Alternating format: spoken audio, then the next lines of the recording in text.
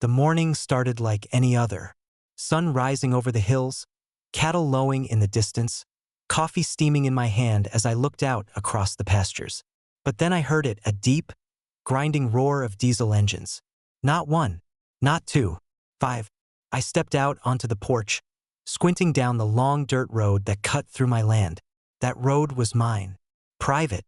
The only access point from the highway to both my ranch and the HOA's gleaming new community office building they had stuck out here like a glass and steel thorn. And now, blocking it entirely, sat 5 massive shipping containers, dumped right across the gravel like some kind of barricade. On top of them, waving her clipboard like a queen brandishing a scepter, was HOA Karen. Effective immediately, she shouted across the field. This road is closed until you comply with HOA regulations. You have too many animals, your barn doesn't meet aesthetic standards, and your fencing violates guidelines. Until further notice, no access. I almost choked on my coffee. Karen, you can't be serious. This is my land. That's my road. She smirked. Correction. It's our road now. The HOA board voted unanimously. You'll thank us later when property values go up. I set my mug down slow. Karen, if that road's closed, how exactly do you think people are getting to your office building? Her smirk faltered just a little. What? I jabbed a thumb behind me. That road? It's not just my driveway.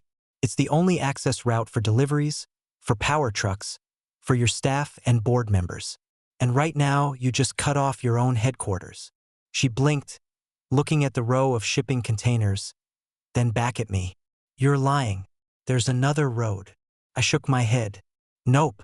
That other road your board thought they had a right to pave? County shut it down last year. Too unstable. Which means this, I pointed at the containers, is the only way in or out. Right on cue, a van appeared at the end of the highway. It slowed, honked, then backed up when the driver saw the blockade. Then another car.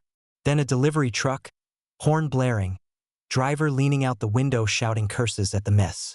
Within 20 minutes, there was a full-on traffic jam at the mouth of my ranch road.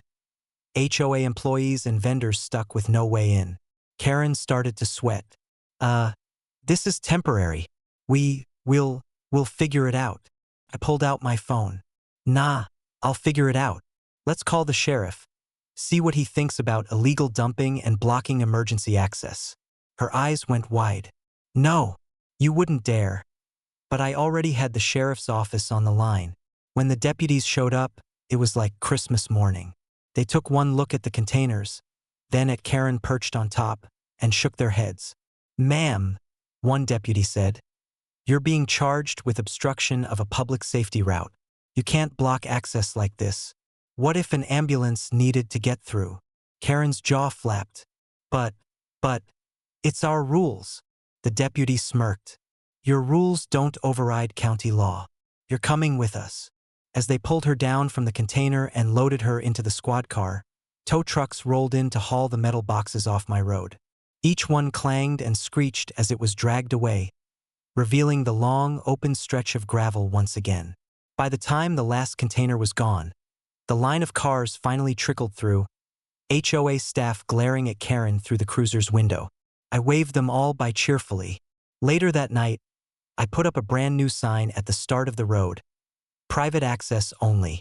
Trespassers will be prosecuted. And just for good measure, I hung a smaller sign underneath. HOA vehicles. Don't even think about it. The next morning, road clear, ranch quiet, and Karen? Well, she was still sitting in county lockup, explaining to the judge how blocking her own office seemed like a good idea at the time.